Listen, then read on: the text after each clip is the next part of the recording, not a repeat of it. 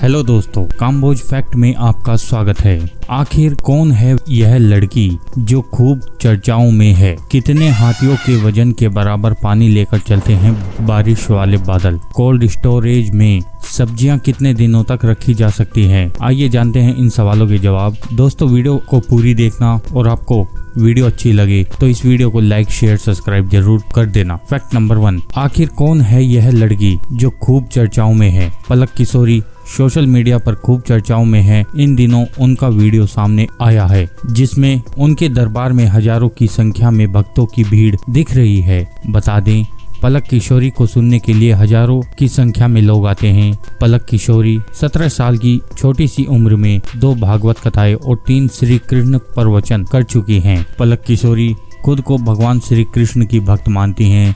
वह कथा वाचिका जया किशोरी को अपना मानती हैं। वह जया किशोरी की वीडियो देखकर प्रेरित हुई हैं। पलक किशोरी का ताल्लुक मध्य प्रदेश के रीवा जिले से है। हालांकि इनका बचपन सतना जिले में बीता है। पलक किशोरी का जन्म 2005 में हुआ था। पलक किशोरी का मन बचपन से ही पूजा पाठ में ही लगता है। 2021 में पहली बार उन्होंने 2 घंटे तक भगवान श्री कृष्ण पर प्रवचन दिया था, जिसके बाद वह इसी में आगे बढ़ती रही। पलक किशोरी के बोलने का अंदाज, कथा के समय उनका लहजा जया किशोरी से काफी मिलता जुलता है, जिसकी वजह से लोग उन्हें दूसरी जया किशोरी कह रहे हैं। कोरोना काल के दौरान साल 2021 में पहली बार पलक किशोरी ने नवरात्रों में त्योहार पर भगवान कृष्ण पर 2 घंटे की कथा सुनाई थी। इसके बाद पलक लगातार कहानी सुना रही हैं, जिसकी वजह से वह चर्चाओं में बनी हैं। पलक किशोरी अपनी बातों की वजह से इन दिनों इंटरनेट पर छाई हुई हैं, जिनकी चर्चा देश भर में हो रही है। फैक्ट नंबर 2, आखिर कितने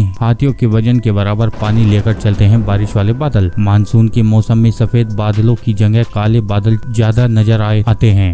ये वही बादल होते हैं जो पानी बरसाते हैं। क्या आपको मालूम है कि बारिश वाले ये बादल आखिर कितना पानी लेकर चलते हैं? क्या आपने कभी काले बादलों को देखकर सोचा है कि वे अपने भीतर पानी कैसे छिपा कर रखते हैं और कैसे एकदम से इसे छोड़ देते हैं? ये पानी कभी कभी धीरे धीरे रिमझिम होकर बरसता है तो कभी मूसलाधार तरीके से। इन बादलों में इतना पानी होता है कि पूरे शहर को अपने पानी से भर देता है कि जिधर देखो उधर पानी ही पानी नजर आता है। वैज्ञानिकों का अनुमान है कि 1 वर्ग मील के क्षेत्र में गिरने वाली 1 इंच बारिश 17 मिलियन गैलन पानी के बराबर होती है। यह कई 100 हाथियों के वजन के बराबर होती है। आप अब सोच रहे होंगे कि जब बादल तैरते हैं तो ये हल्के फुल्के नहीं होते।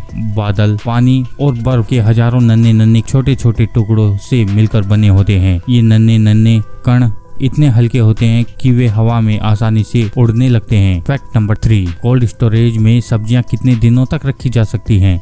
जी हाँ, इन दिनों भारत में टमाटर के भाव बहुत तेजी से बढ़ रहे हैं। कई शहरों में ये भाव 100 रुपए किलो के भी पार हो गए हैं। लेकिन कुछ ही दिनों पहले किसानों ने टमाटर के भाव तक नहीं मिल पा रहे थे। वे टमाटर को फेंकने को मजबूर हो रहे थे। अब हालात इतने बदल गए हैं कि देश के कई हिस्सों में फसल खराब हो गई है। सामान्य तौर पर टमाटर कोल्ड स्टोरेज में रखने से इस तरह की आपूर्ति के संकट से बचा जा सकता है। लेकिन आखिर क्या टमाटर और अन्य सब्जियों को कोल्ड स्टोरेज में रखा जा सकता है? अगर हाँ, तो कितने समय तक? टमाटर को 13 डिग्री सेल्सियस से कम तापमान पर कई दिनों तक रखा जा सकता है। लेकिन कम तापमान से भी टमाटर को नुकसान हो सकता है। कितना नुकसान हो सकता है? टमाटर का स्टोरेज सही तरह से भंडारण ना तो टमाटर अगर उचित नमी की ख्याल रखा जाए और उसे 85 से 90% तक रखा जाए तो टमाटर को 4 से 5 दिन तक आराम से बिना किसी नुकसान के रखा जा सकता है। फैक्ट नंबर 4, दुबई में महिलाओं के कपड़े को लेकर क्या नियम हैं? ज्यादातर भारतीय ऐसे हैं जिन्हें दुबई जाना चाहते हैं। वहां मौजूद दुनिया की सबसे ऊंची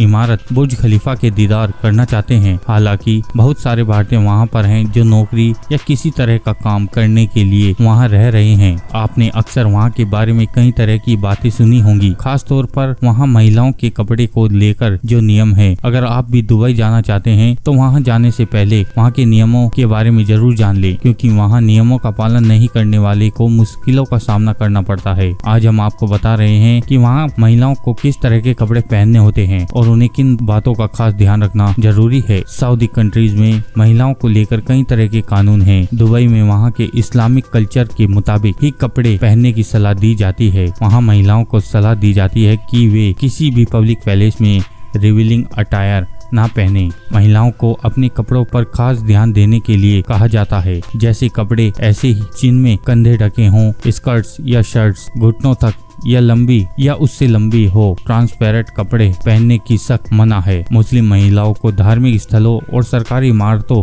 पर जाने पर स्कार्फ या अबाया पहनना जरूरी है। सभी महिलाओं को स्विमियर या वैसे कपड़े स्विमिंग पूल या बीच के अलावा अन्य सार्वजनिक स्थानों पर पहनने की पाबंदी है। गैर मुस्लिम महिलाओं को भी धार्मिक स्थानों पर इस्लामिक नियमों के हिसाब से ही कपड़े पहनना पड़ता है। फैक्ट नंबर 5, इस गांव में घुसते ही पहुंच जाएंगे दूसरी दुनिया में। आखिर क्या है ऐसा गांव? पूरी दुनिया के गांव, शहर, राज्य, जंगल, इंसानों और तरह तरह के जंगलों से भरे पड़े हैं। इस सामाजिक जीवन में ही हम जीते हैं। लेकिन आज हम आपको दुनिया के एक ऐसे गांव की कहानी बता रहे हैं जहां इंसानों से ज्यादा पुतले नजर आते हैं। इस गांव में अगर गलती से कोई घुस जाए तो पहली बार में वह डर जाएगा। पहले तो वह सोचेगा कि यह कहाँ गया। इस गांव को देखकर लगेगा जैसे आप किसी दूसरी दुनिया में पहुंच गए हैं। यहाँ की गलियों, घरों और खेतों में आपको इंसान नहीं बल्कि पुतले ही देखने को मिलेंगे। आइए जानते हैं ऐसी कौन सी जगह है और कहाँ है यह गांव। यह अनोखा गांव